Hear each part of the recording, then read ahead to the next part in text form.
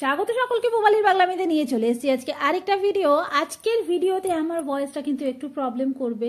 Voice আমার সাথ না দিলেও আমি জানি তোমরা আমার সাথ দেবে, তোমরা একটু হলেও বুঝবে, তাই ক্ষমা করে দিও। আর আজকের ভিডিওটা দেখতে থাকো। আজকে নিয়ে এসেছি একটা পাঞ্জাবি পেন্টিংয়ের ভিডিও। তো বরাবরই আমি যখন পাঞ্জাবি পেন্টিং করি তার আগে কিন্তু আমি একটা স্কেচ করে নিই খাতার মধ্যে, তারপর সেটাকে পাঞ্জাবিতে তুলি, তারপর আমি পেন্টিংটা করি। আর না, কার্বন আমি ইউজ করি না, স্কেচ আমি পেন্সিল দিয়েই করি, খাতায় আঁকি, তারপর আমি সেকেন্ড টাইম মানে ফাইনাল আমি সেটা পাঞ্জাবির উপর করি আর কি। প্রথমেই আমি পাঞ্জাবির উপর এঁকে নিই না, জানি না কেন করি না আমি এটা। খাতায় আগে একটু প্র্যাকটিস করে নিই, সবটা বুঝে নিই যে এরকম এরকম করব, তারপর সেটাকে পাঞ্জাবিতে তুলি। তো এখানে আমি খাতায় এটা করছি। আর বরাবরই আমরা একটু রেফারেন্স তো নিয়ে থাকি, তো এটাকে আমি গুগল থেকে এই ছবিটার একটা অন্য ছবির থেকে এই রেফারেন্সটা নিয়েছি।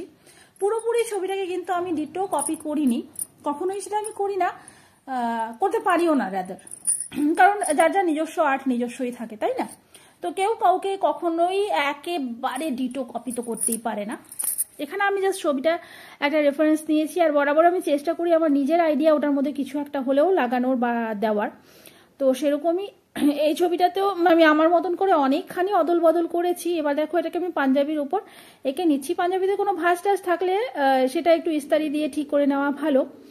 অনেকেই এটা মনে মনে ভাবেন যে পাঞ্জাবিটা কি ধুয়ে নেওয়া উচিত। আমি বলি যে কোনো আমরা যখন কোনো কাজ করি, সেটা সেলাই হোক বা যে কোনো কিছু, বরাবর কিন্তু নিয়ম আসলে ফ্যাব্রিকটাকে ধুয়ে নেওয়া। ফ্যাব্রিক ইন দ্য সেন্স, অনেকেই ফ্যাব্রিক মানে কিন্তু ফ্যাব্রিক কালারটাকে বুঝেন, ফ্যাব্রিক মানে হচ্ছে কাপড়টা। তো সেই কাপড়টাকে ধুয়ে নেওয়াটা ইম্পর্টেন্ট যে কোনো ক্ষেত্রেই, সেটা সেলাইয়ের ক্ষেত্রে হোক, ডিজাইনিংয়ের ক্ষেত্রে হোক। কিন্তু আমরা প্রয়োজনে ধুই, প্রয়োজনে ধুই না, এরকমই হচ্ছে ব্যাপার। বিশেষ করে কটন বেস যে কাপড়গুলো থাকে সেগুলো ধুয়ে নেওয়াটাই ভালো। তো এখানে এবার আমি এটার মধ্যে আঁকা শুরু করে দিয়েছি। তো ছবিটা যেরকম ছিল, ছবিটাতে আমি দেখছিলাম যে পদ্ম ফুল ছিল, পদ্ম ফুলের মতন ছিল জিনিসটা। আমার কাছে মনে হচ্ছিল যে কিছুটা বইকে রিপ্রেজেন্ট করছে, তো আমি এখানে এটাকে পুরোপুরি একটু বইয়ের লুক দেওয়ার চেষ্টা করেছি। আর পদ্ম ফুল এক সাইডে এঁকেছি, যেরকম আমরা বলি যে শ্বেত পদ্মের উপরে মা বসে থাকেন, তো সেটাই আমি করার চেষ্টা করেছি। আর ওই নিচে বইটাকে একটুখানি পদ্মের পাপড়ির মতন দেওয়ার চেষ্টা করেছি। এবার প্রথমে আমি ব্যাকগ্রাউন্ডে সাদা দেব, মানে সাদা দিয়েই আমি প্রথমে শুরু করব, তারপরে তার উপর আস্তে আস্তে কালার চাপাবো। আর আমি ভেবেছিলাম যে ব্যাকগ্রাউন্ড আঁকবো, ব্যাকগ্রাউন্ড এঁকে তার উপর মায়ের মূর্তিটা বা ছবিটা আঁকবো, কিন্তু আমি জানি না কি থেকে কি হলো, আমি আগেই ছবি আঁকা শুরু করে দিয়েছি। তো এখানে আমি সাদা কালার দিচ্ছি। আর আমি আগেও বললাম যে আমি রেফারেন্স নিই, কিন্তু সব সময় যে রেফারেন্স নিয়ে আঁকি সেরকম নয়। অনেক আমার পাঞ্জাবি বা আঁকা এরকম আছে যেটা আমার একান্তই নিজস্ব আঁকা। আমার অনেকগুলো আঁকা তোমরা ফেসবুকেও পেয়ে যাবে, সেখানে সেগুলো আমার কিন্তু নিজের মাথা থেকে আসা। হ্যাঁ, যামিনী রায়টা ওইগুলো তো আর নিজের মাথা থেকে আসে না, সেগুলো আমরা রেফারেন্স নিই। কিন্তু কিছু কিছু আঁকা যেগুলো আছে সেগুলো আমার মাথার থেকে আসা, যেমন এই পাঞ্জাবিতেও আছে, সেটা আমি দেখাচ্ছি। তো এইখানে দেখো এবার আমি স্কিন কালারটা দিয়ে দেব। এবার বলি, কালার যখন করা হয়, কালার মিক্সিং এর একটা ব্যাপার থাকে, সেটা কারোর কারোর মধ্যে নিজে থেকেই থাকে। কেউ কেউ প্র্যাকটিসের মাধ্যমে জিনিসটা করতে পারে, যে দুটো তিনটে কালার মেশালে এই কালারটা আসবে, সেই জিনিসটা কিন্তু ভীষণ একটা প্র্যাকটিসের ব্যাপার। আবার কারোর কারোর কিন্তু একদম নিজের মাথা থেকেই আসে, ঝট করে জিনিসটা হয়ে যায়। তো এখানে এবার দেখো আমি কালার দিয়ে দিচ্ছি। আমার কাছে যেটা সব চাইতে ভালো লাগে সেটা হচ্ছে এই লাইট শেডের একটা ব্যাপার, বা শেডিং, বা একটা কালারের উপরে আরেকটা কালার চাপানো, দুটো তিনটে কালার মিক্স করে তারপর সেইটার থেকে আলাদা আলাদা শেড বার করা, সেই জিনিসগুলো আমার কাছে প্রচন্ড স্যাটিসফাইং লাগে।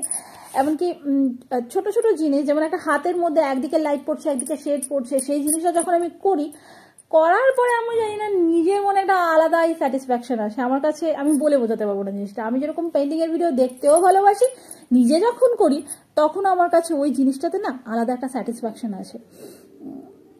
পুরোটা যখন কাজ কমপ্লিট হয়ে যায় তখন যেমন আসে, একটু একটু একটু একটু পার্ট যখন কমপ্লিট হয় তখনও। তো এখানে আমি মোটামুটি আমি দেখো বডি পার্টসগুলো আগে কালার করে নিলাম, এবারে একে একে বাকি জিনিসগুলো কালার করব।